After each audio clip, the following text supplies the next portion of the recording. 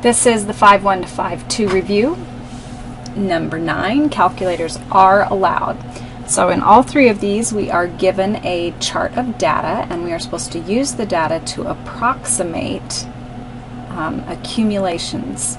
So here we've got the data for the velocity of a bicyclist, and if the position at t equals 0 is 20 feet, the approximate value of the position, we want to find the approximate value at t equals 30. So first we need to keep in mind that if you accumulate underneath a velocity curve, for example, I've got velocity here that is measured in feet per second, and I'm accumulating from time 0 to time 30, and we're measuring time in seconds, then the area underneath is going to represent the distance that we have traveled. And the issue here is that we're already at position 20 feet. So that means the position at 30 feet is going to be the position we started with plus the accumulation for how long we were traveling from 0 to 30.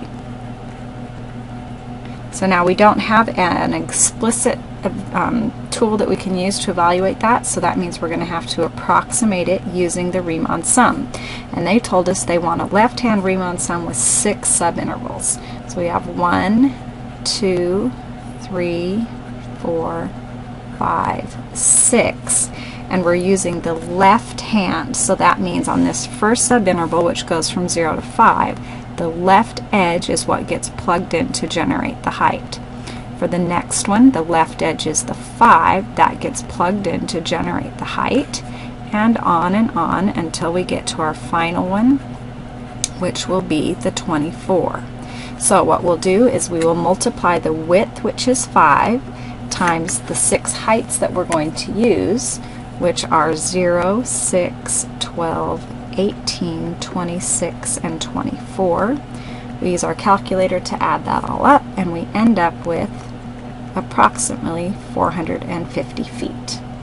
If we look now at part B, it works the same way, except now where accumulation is acceleration, or accumulation is under the curve. So acceleration, we have meters per second squared, and our time is measured in seconds, so that accumulation will be meters per second squared times second, which is actually going to be meters per second. So you can see that when you accumulate under an acceleration curve, you're going to get velocity.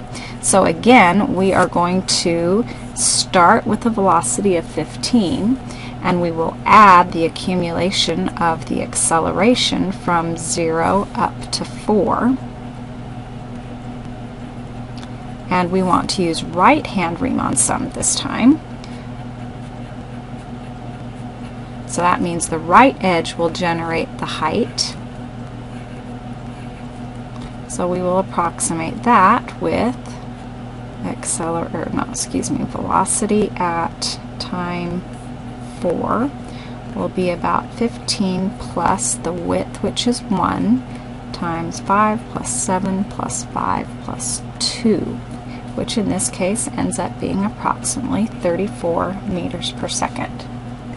Our final one, part C, we're using, it looks like a midpoint Riemann sum. So the setup is the same as in part A because we're accumulating a velocity. We want the approximate value of the position at time 12. So that will be the position that we started at, which was 120, plus the accumulation from 0 to 12 of that velocity curve. Now let's keep in mind that we want 3 subintervals this time. So our first one will go from 0 to 4, our next one will go from 4 to 8, and our last one will go from 8 to 12. The midpoints will be 2, 6, and 10, which will generate heights of 40, 40, and 20.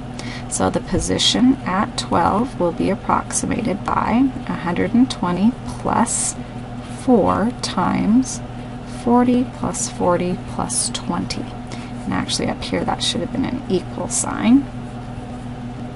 And it's approximated with the Riemann sum, which ends up being about 520 miles.